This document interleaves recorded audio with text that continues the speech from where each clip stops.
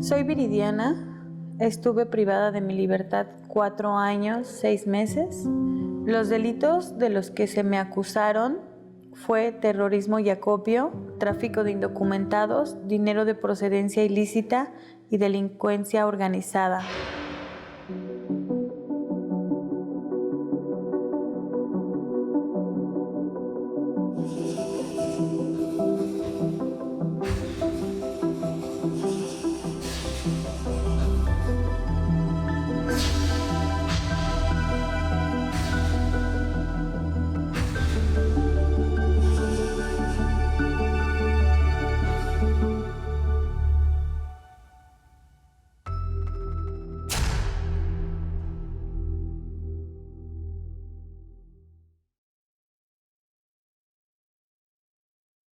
Yo nací aquí en la Ciudad de México.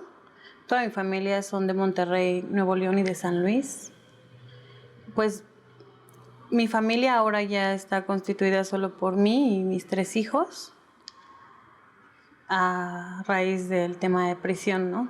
Se fue como haciendo más pequeña, pero creo que en el tema de mi infancia se vivieron muchas cosas, ¿no?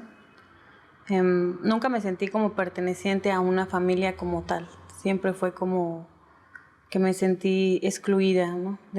Dentro de mi núcleo. Cuando yo nací, mi mamá, ¿no? me regaló con una de mis tías. Y pues mi mamá termina siendo mi tía y mi tía termina siendo mi mamá ante la ley.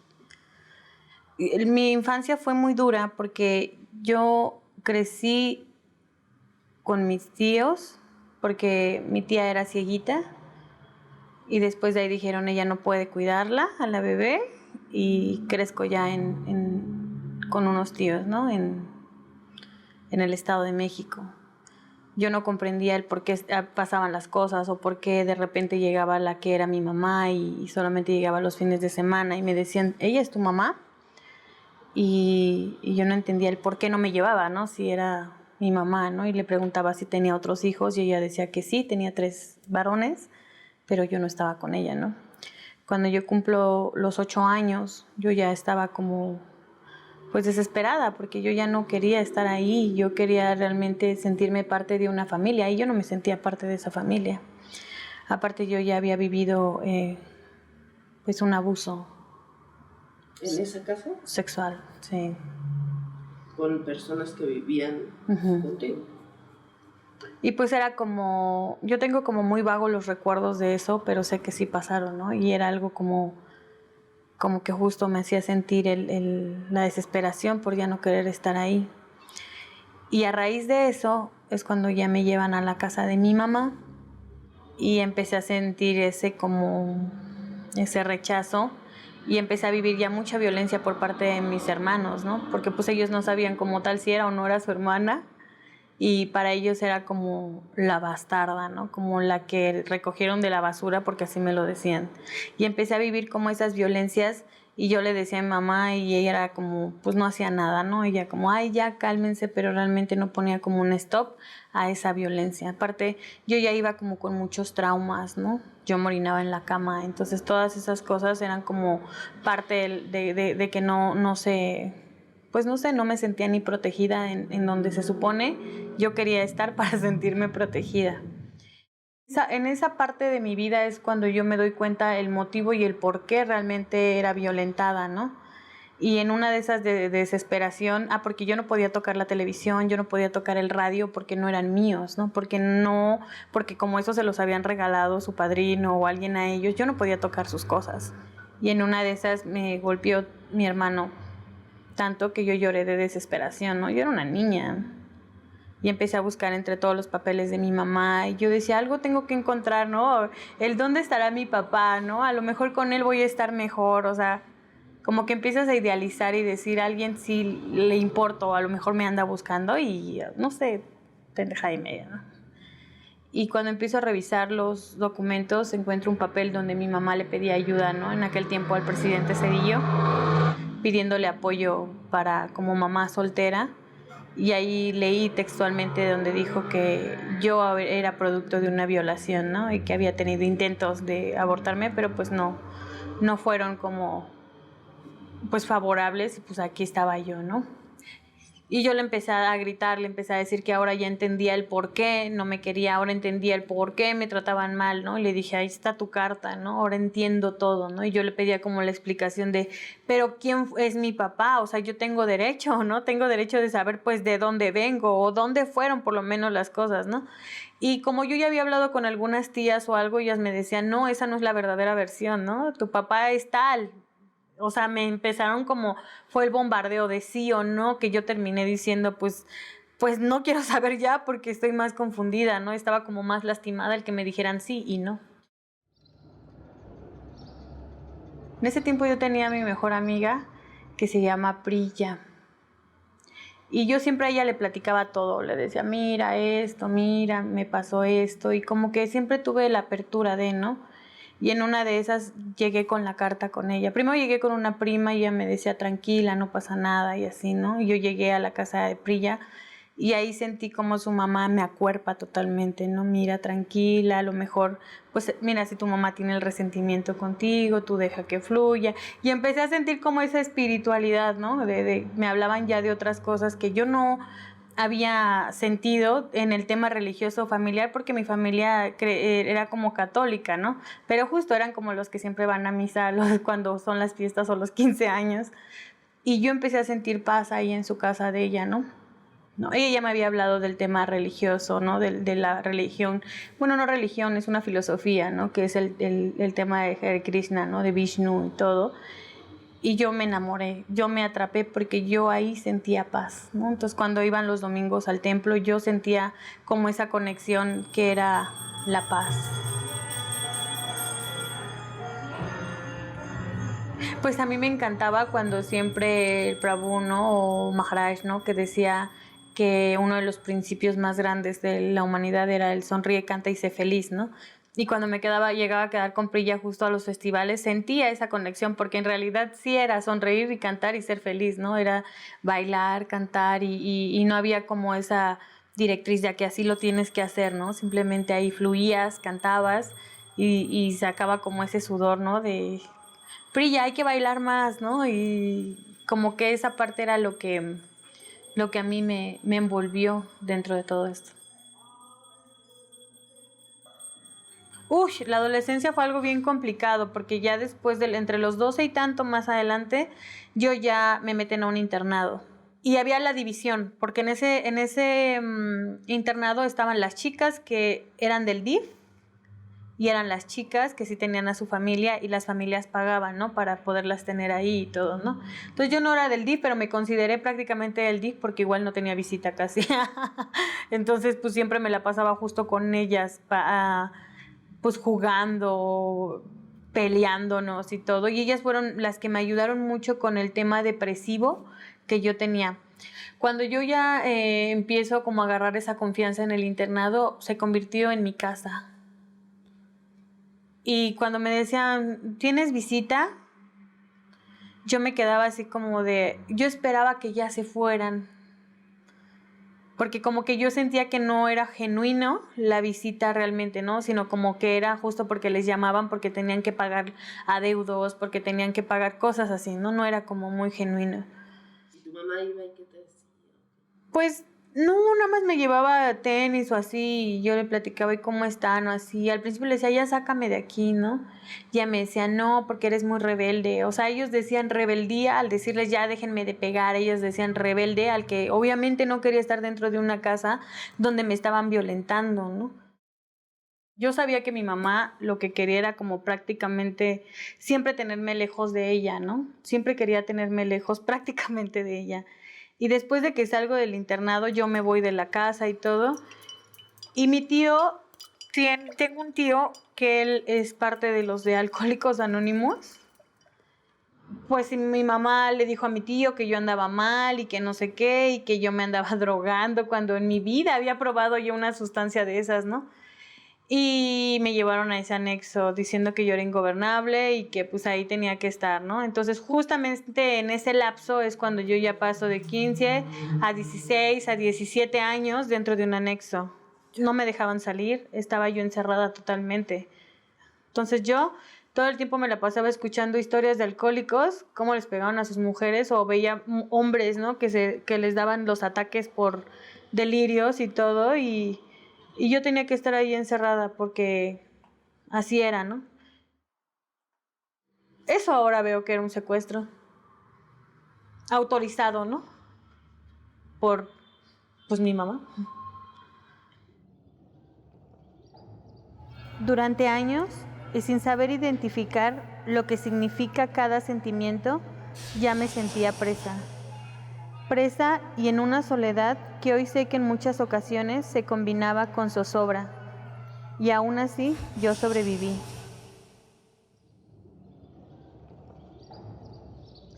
Después de eso, conocí al papá de mi hija. Ay, pues mi mamá ahí se enamora de mi hija. Ahí es donde nace como un amor muy fuerte de ella hacia mi bebé. Y yo veo que mi hija se parecía toda a mí de chiquita. O sea, era así como volvió a nacer Viri, pero en ella, ¿no? Y mi mamá dejó su trabajo para ayudarme a cuidar a la niña. No sé, al principio yo lo sentía bien. Yo decía, ay, pues sí que me ayude, ¿no? Porque es muy pesado el bebé. Era algo que, pues nuevo, ¿no? Pero ya con el tiempo empecé a sentir como que era que ya no era mi bebé. O sea, yo me dormía con ella y ya cuando despertaba ya mi mamá la tenía, ¿no? O sea, como que ya no era mi muñequita, sino era su muñeca de ella. Era bien complicado como esa parte, no sentía como el apoyo, ¿no? De una mamá hacia una hija. Yo tenía ya 20 años cuando yo conozco a mi amiga que es de Nepal. Y la consideré así mi amiga porque pues ella vivía como un contexto, ¿no? De violencia y así. Yo estaba en el restaurante de mi amigo de la India y llega Nikki. Y ahora entiendo, ¿no? El por qué mi amigo me decía, no, aléjate de ella. Siempre me decía, aléjate de ella. Y ella me presenta a Yagi. Conozco a Yagi, mensajeamos y así. Y es cuando a mí me presentan justo al papá de mis hijos, ¿no? Yo ya lo ubicaba porque yo ya lo llegué a ver varias veces ahí en el templo, ¿no? Pero todo empieza justo cuando me llevan a esa fiesta, a esa reunión. Yo no sabía que era la casa de él. ¿Él de dónde es? De la India. Y pues empezamos a tomar.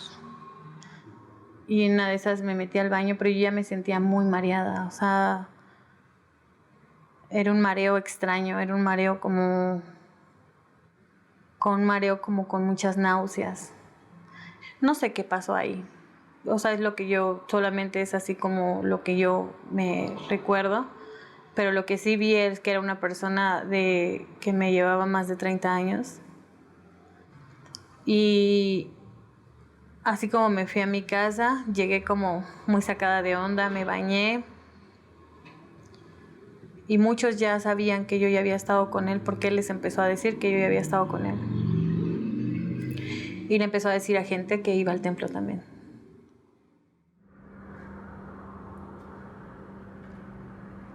Después de eso, yo seguí trabajando, pero llegó un momento en que me empecé a sentir muy mal, vomitaba hasta el agua y me hago una prueba de embarazo. Yo estaba embarazada. Entonces le hablo a Nikki y le digo, oye Nikki, necesito el número de él, ¿no? Y fue cuando yo hablo con él y le digo, mira, pues estoy embarazada, vienen 2 bebés, y bueno, están las bolsitas, le empecé a explicar. Pero yo no quiero vivir contigo. Y él me decía, pues es que esos son míos, tienes que venirte a vivir conmigo. O sea, no es algo como que te pregunte, es que te tienes que venir a vivir acá. Pero ya todo el mundo sabía que yo estaba embarazada. O sea, aunque yo quisiera hacer algo rápido, ya todo el mundo sabía que de él, de toda su gente o toda la gente que conocíamos juntos, sabían que yo ya estaba embarazada. Y pues decidí llevar mi embarazo, pero yo le dije, no me voy a vivir contigo. Entonces todo mi embarazo lo vivo en la casa de mi mamá. El departamento donde yo vivía, pues tuve que vender algunas cosas, unas cosas me las llevé a la casa de mi mamá, pero pues ya me fui a la casa de mi mamá, ¿no? A seguir el embarazo. Y ahí es donde él comenzaba como, pues es que yo no quiero estar yendo hasta allá y yo pues te tengo que llevar tus cosas, porque yo no dejaba que vieran quién era el papá de mis hijos. Me daba pena. ¿Por qué?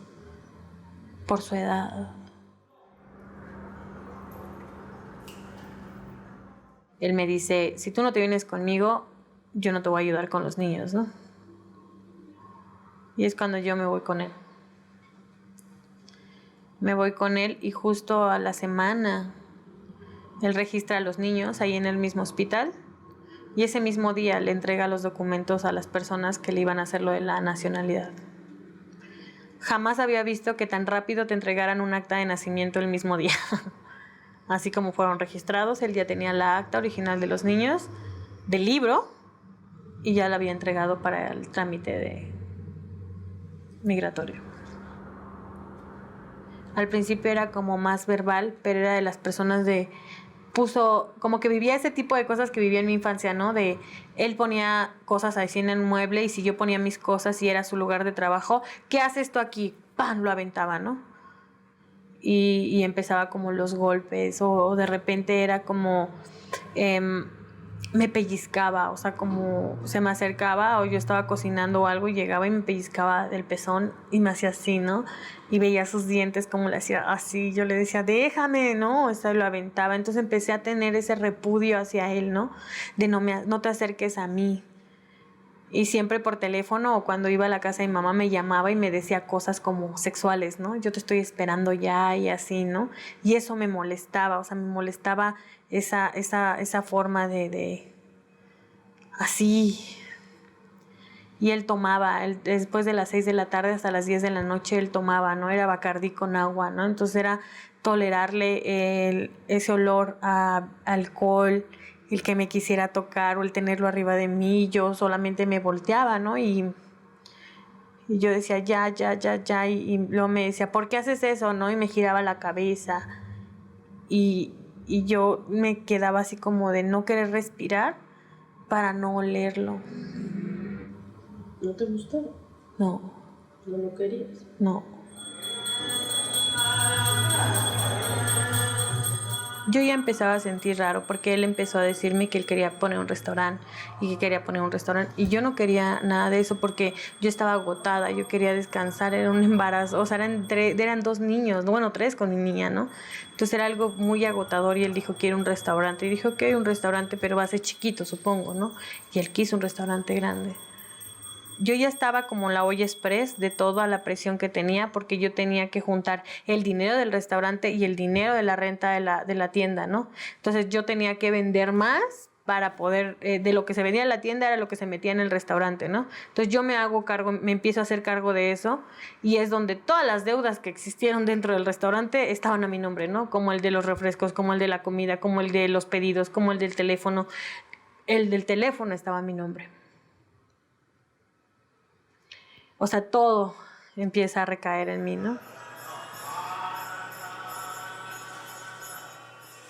Ese día yo ya venía con una zozobra, ese día yo ya venía como con algo que estaba pasando en mi estómago, ese día yo ya sentía algo, ¿no? Algo estaba pasando, me sentía perseguida, sentía que alguien andaba detrás de mí, no sé, ¿no?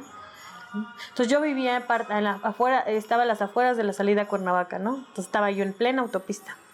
Entonces ese día ya eran como la 1, como las 2, ya ni recuerdo. Y después empiezo a escuchar los ta, como muchos pasos. Nunca me dijeron policía federal, nunca me dijeron esto es una detención, nunca. Yo pensé, como él ya me había dicho que lo habían secuestrado anteriormente y que había sido gente que había trabajado con él, yo no sabía nada de su pasado, yo no sabía ni cuánto tiempo llevaba en México, yo no sabía absolutamente ni quién lo parió, así es la cosa. Y yo dije, ya valió, o sea, esto es un asalto, es un secuestro. Yo dije así, ¿no? Entonces me encierro yo en el cuarto de mis hijos, en la recámara, cierro y tengo a mis hijos y los tapo, ¿no? Los tapo con las cobijitas así, dejándole las caritas nada más así. Y escucho ya los pasos que ya estaban en toda la casa, o sea, ya los empezaba a escuchar en el patio y así, ta, ta, ta, ta, ta, ta, ta. Y escucho que gritan, abre la puerta porque la vamos a tumbar. Abre la puerta. Entonces yo abro la puerta, alzo las manos y me voy haciendo hacia atrás porque pues era pura gente de negro, con las caras tapadas, con armas largas. Y cuando veo así eran muchos, o sea, no era uno, dos, eran muchos en la casa, ¿no? Y pues me reciben con un golpe acá y me dice, ¿dónde está ese güey, no? Entonces yo caigo al lado del buró, pero como así, ¿no? Mareada. Y yo pensando mis hijos, ¿no? Mis hijos. Y veo que me llevan a donde está el restaurante. Les abro la bodega y la bodega tenía como una barda, justo como era la cisterna, tenía como una barda. Entonces en el momento que me jalan, yo me les caigo porque pues me venían jalando y toda esta parte de acá es donde me abro, ¿no? Entonces yo ya me estaba sangrando aquí la pierna y pues me decían que dónde estaban los indocumentados. Pues ahí no había nada, ahí solamente habían cosas del restaurante, los refrigeradores, había solo eso, no había nada más. Y de ahí ellos me llevaron ahí a donde estaba la fiscal, justo la fiscal. Ya es donde ahí me hincan y me empiezan a poner un resto de fotos ahí y me decían, ¿lo conoces? ¿Lo conoces? ¿Lo conoces? ¿Lo conoces? Yo les decía que no, no los conozco, no los conocía. Hasta que sí me enseñan, hasta cuando ya me enseñan la foto de Nikki Gauchon, que era mi amiga, es cuando entendí todo. Y empecé a armar toda la película, ¿no? Porque justo un día antes de haber sido detenida, ella me habló y me dijo, Chandra, tú go, y colgó. Ella ya había sido detenida en Los Ángeles. ¿Por? Tráfico de indocumentados. Y ella ya había hecho trato en Los Ángeles. ¿Trabajaba para el padre de tus hijos? No, ahí no sé. Lo único que sé es que ella había hecho trato y que ella ya había puesto nombres directos. Entre esos, el nombre del papá de mis hijos y el de Jackie. Todo el tiempo era como si yo fuera la que yo sabía toda la información de ellos, ¿no? Y no te hagas pendeja, si sabes quién es. ¿Ah, no? Me voy a traer a tu mamá. Si no declaras, me voy a traer a toda tu familia. Habla, Chandrita, ¿no? Y siempre me decían como, esa era la amenaza, habla, Chandrita, habla. A mí me detienen el 22 de agosto del 2014 y me arraigan hasta el 3 de noviembre del 2014. Yo estuve 80 días en el arraigo, me tuvieron 80 días ahí. En la Seido. Ahí iban a verme y personas de Estados Unidos. Ahí es donde me dicen que yo estaba procesada por terrorismo y acopio. Me llevaron al avión. Yo ya estaba toda esposada, vestida de naranja. Y veo a lo lejos así una mujer vestida de una blusa rosa.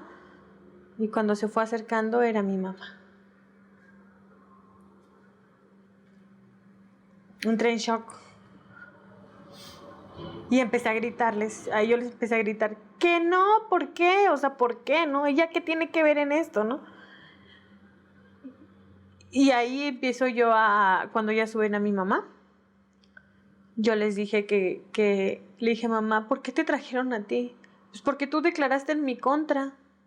¿Y yo qué dije? Pues quiero saber qué dijiste. Eso se le quedó muy grabado a mi mamá. ¿Dónde están mis hijos? Se quedaron en el departamento solos. Dejaron a unos bebés de 11 meses en un departamento solos con una niña de 6 años cuidándolo. Yo no sabía nada de mis hijos ya.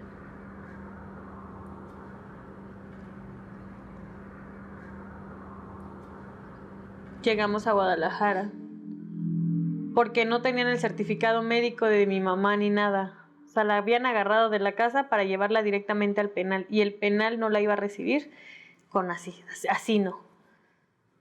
Y después, ya estando ahí en Guadalajara, estuvimos un rato y de ahí es donde ya nos llevan a Tepic, Nayarit. O sea, en Tepic llevaron a todos. Y ya después nos sacaron a la audiencia para declarar ante el juez, ¿no? Yo ahí fue donde vi que me habían hecho efectiva todas las amenazas, ¿no? De llevarse a mi mamá, porque me decían, si no quieres hablar aquí, vas a ver que allá sí vas a hablar. Porque ya llevaban la sorpresita, ¿no? Que era que ya llevaban a mi mamá ahí, ¿no?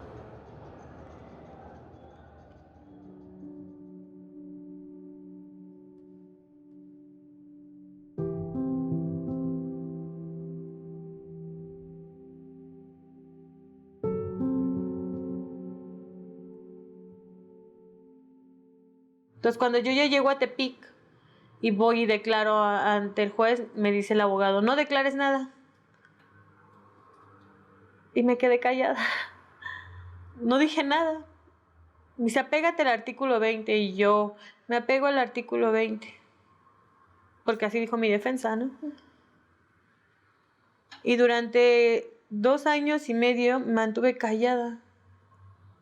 Hasta los 3 años, o sea que yo ya había armado toda la película de lo que había pasado, que ya entendía que estaba procesada por tráfico de indocumentados en la modalidad de quien introduce, que estaba vinculada a dinero de procedencia ilícita 400 bis, o sea, como si en mi caso hubieran encontrado el dinero y que estaba vinculada por delincuencia organizada con gente que yo ni conocía.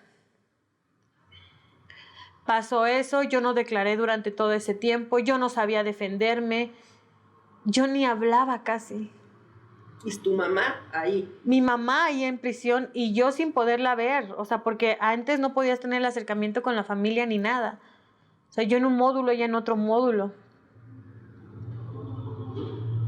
Y yo todo el tiempo así, como idiota, no podía ni siquiera entablar una conversación bien, ¿no? Como que la lengua se me trabó, no sé cómo llamarlo. Sino que es cuando yo ahí empiezo a tener una relación más cercana con la mojarra, ¿no?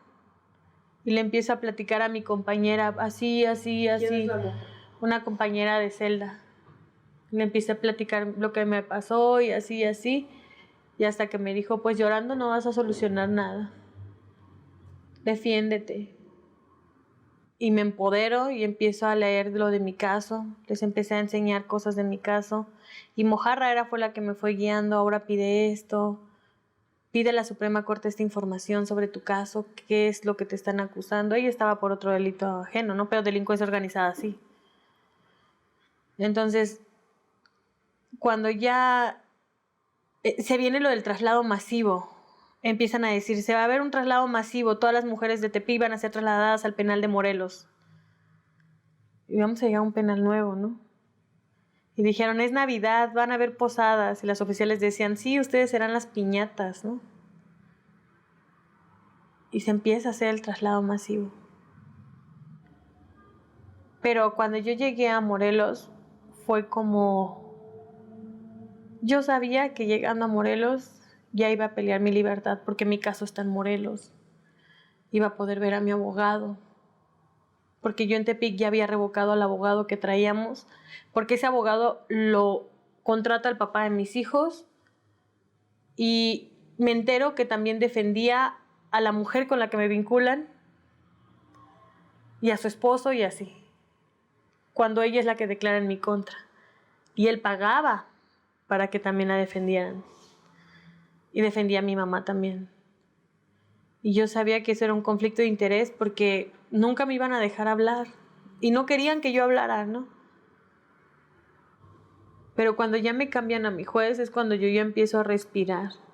Me designan un abogado y es donde empiezo a ver que se empieza a mover mi proceso en mi persona. El padre de mis hijos ahí ya había sido trasladado al altiplano. Mi mamá estaba en otro módulo, pero me ponen a vivir con ella. O sea, pedí vivir con mi mamá, pero empezó como justo otra vez la violencia, ¿no? De por tu culpa estoy aquí, ya te pagué todo eso, ¿no? Y en un momento yo sí le dije, mamá, tú a mí ya no me debes nada, ¿no? Como ya sabes que se siente estar encerrada, ¿no? Y ahí es donde sí dije, todo el tiempo me han tenido encerrada Y yo, en una vez que me empezó a decir de cosas, le dije, pues ahora sabes qué se siente estar encerrada, en contra de tu voluntad, ¿verdad? Así le decía. Y por lo sano pedí que me cambiaran con ella.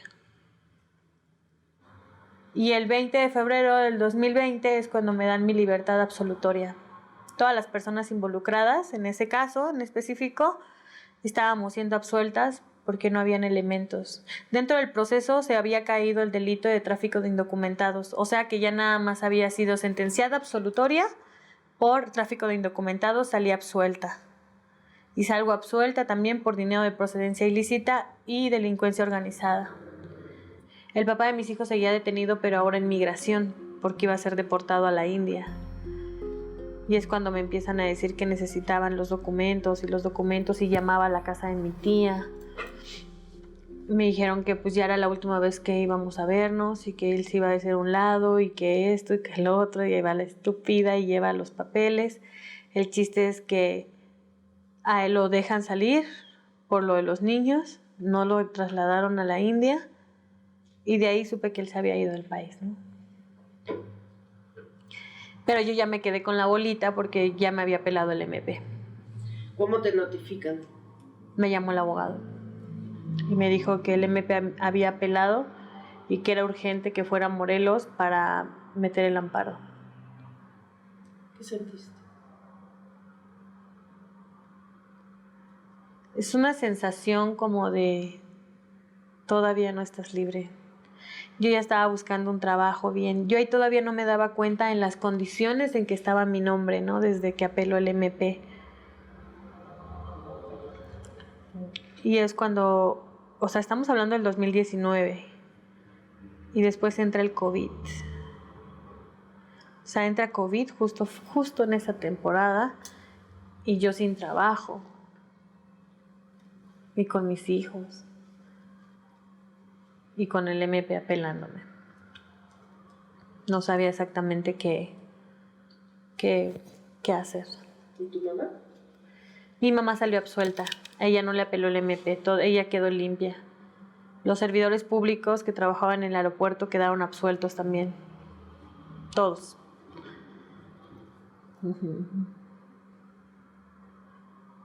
Menos yo.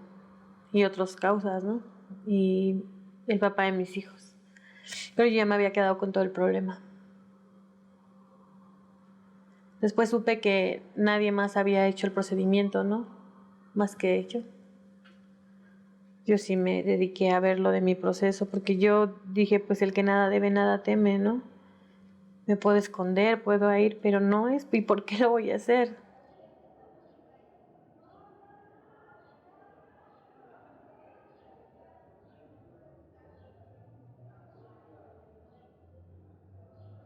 Puedo identificar que hoy a mis 33 años, en estos momentos, sigo siendo presa. Y sonriendo, puedo decir abiertamente que solo tienen mi cuerpo y mi libre tránsito en el espacio que me han dado. Pero mi ser, a mi Viridiana, no. Hoy solo pido una respuesta en donde solo confío en un samsara, en lugar de decir justicia. Pues yo voluntariamente me he entregado a quienes juzgan, porque mi gran error no fue haber cometido un delito, mi error fue haber no dicho que no, y pagué una doble sentencia. Desde que puse un pie en aquella prisión, he aceptado todas mis culpas y he tomado mis responsabilidades. Regreso todo lo malo a su origen. Pudiera pedir perdón o disculpas, pero la verdad es que no sé a quién. Hoy solo me pido perdón a mí por no darme mi valor y no amarme en su momento. A Viridiana es a quien le pido perdón y que suelto, mandándola a su origen y destruyéndola y transformándola en lo que quieran ver en mí. Cuando tú hablas ya de una prisión federal, estamos hablando de un régimen, porque eso es lo que es, ¿no? En un federal no se mueve dinero. En un federal todas son beige. En un federal, así tengas lo que tengas, eres una más, tienes un expediente más. Tepic fue una verdadera prisión, porque ahí era 7 por 24. En Tepic era 7x24. ¿Qué significa? Todo el tiempo estábamos encerradas. Solamente nos dejaban salir 1 hora y eso sí quería la oficial. Y cateos a cada rato. Y tú pensarás, pues a lo mejor sacaban los R15, las granadas o la coca o la mota. No, sacaban manzanas, bolillo, plumas de más, hojas de más. Eso era lo que sacaban, ¿no? A ese grado de cateos, ¿no? ¿Y Morelos? Y Morelos también, pero ahí hubo ya un poco más de libertad. Ahí ya entraba la ley de ejecución penal, entonces ya había un cambio diferente, como que ya habían más derechos, aunque todavía se lo siguen pasando por el Arco de Triunfo, pero ya lo que yo viví en Morelos, cuando estaba la directora María de los Ángeles, pues sí se pasaba en algunas cosas, pero nos hacía feliz. O sea, era cabrona, pero nos hacía feliz a su manera. Y yo creo que como trates, te tratan, como mires, te mirarán. Y en lo personal, a mí nunca me hicieron nada los oficiales. Porque también están presas ellas. Nada más que la diferencia es que a ellas les pagan. Y ellas entran y salen, pero en realidad salen solo a dormir. Y después regresan a convivir con nosotras.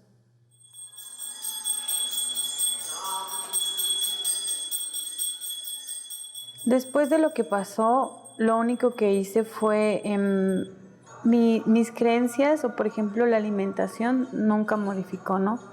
Fueron cosas que siempre seguí. Y después comprendí que la filosofía no era como una religión a hacerla, ¿no? Sino ya era mi convicción de que yo no quería hacer las cosas. Eso fue una de las cosas que me ayudaron, el separar lo que me hacía hacerlo como religión y después hacerlo por una convicción. No comer carne no porque no se pueda, sino no comer porque no quiero hacer lo que no quiero que me hagan, ¿no? Algo así por decir. Pero mis creencias sí se vieron trastocadas en su momento, ¿no? Llegó un momento en mi vida en donde yo entré a una estancia vacía y me hinqué, ¿no? Y yo le decía, ya no aguanto estar aquí, ayúdame. Ayúdame porque yo he creído en ti y siempre he creído en ti y ahora no te veo, ¿no?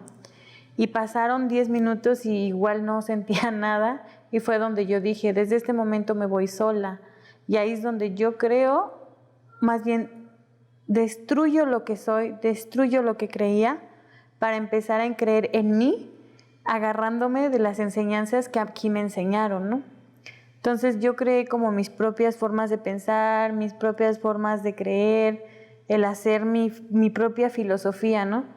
Y comprendí que si quiero ser feliz aquí, nada más tenía que hacer lo que no quiero que me hagan, ¿eh? No hagas lo que no quieres que te hagan. Krishna, Krishna, Hare Hare, Hare Rama, Hare Rama, Rama Rama, Hare Hare, Hare Krishna, Hare Krishna, Krishna Krishna, Hare Hare, Hare Rama, Hare Rama, Rama Rama, Hare Hare, Hare Krishna, Hare. No, mucha gente de la comunidad ni siquiera supo lo que había pasado. Algunas amigas sí, como sí supe, porque te fui a buscar y no estabas, ¿no?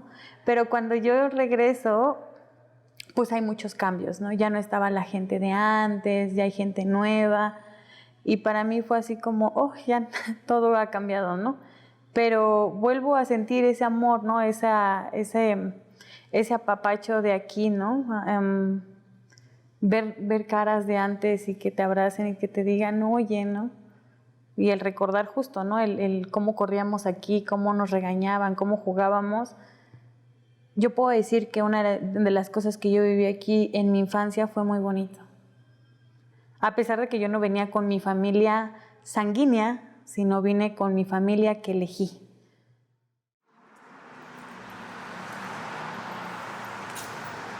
Pero cuando salgo, fui a pedir trabajo, te voy a decir, fui a pedir trabajo, y cuando les dije que había estado en prisión, y lo dije porque sabía que me iba a votar, porque en ese trabajo sí te pedían los antecedentes, salí llorando en la combi porque me dijeron que no. Y yo dije, no, ¿y ahora qué voy a hacer, no? Si no puedo trabajar o así. Entonces dije, no, yo necesito apoyos porque yo salí muy traumada, o sea, yo no apagaba las luces, yo no, o sea, cosas muy complicadas para mí.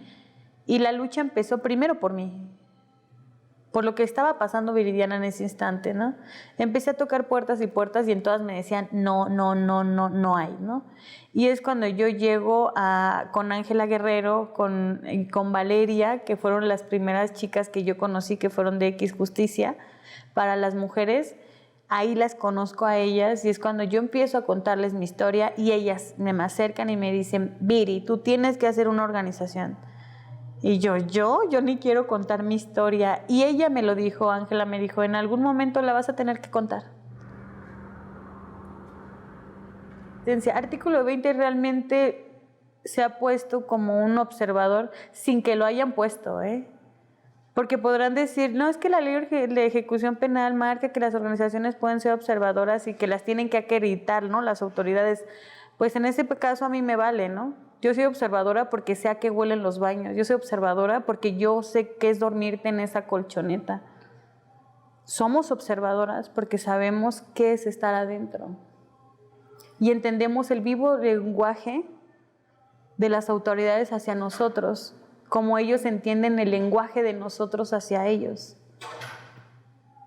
Y hemos sido eso, observadoras y accionarias, ¿no? de las injusticias que se viven dentro de la prisión.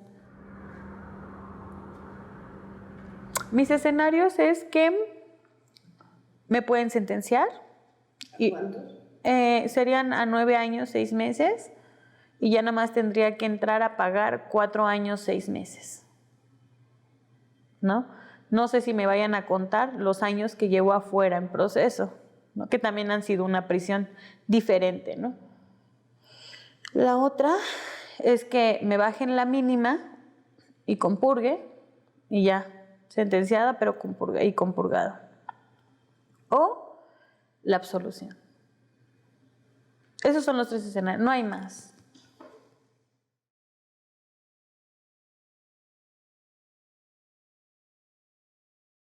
La gente está acostumbrada a que al juzgar siempre señalan así, tú hiciste, ¿no? Y no se dan cuenta que 3 las están señalando que no puedes generalizar porque en algún momento de sus vidas han cometido errores, ¿no? Y creo que es más importante visibilizar que la mayoría de las mujeres que estuvimos en prisión no cometimos el delito.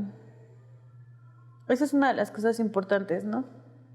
Pero la otra es que el hablar realmente la historia tal cual fue y no la que se imaginaron, ¿no?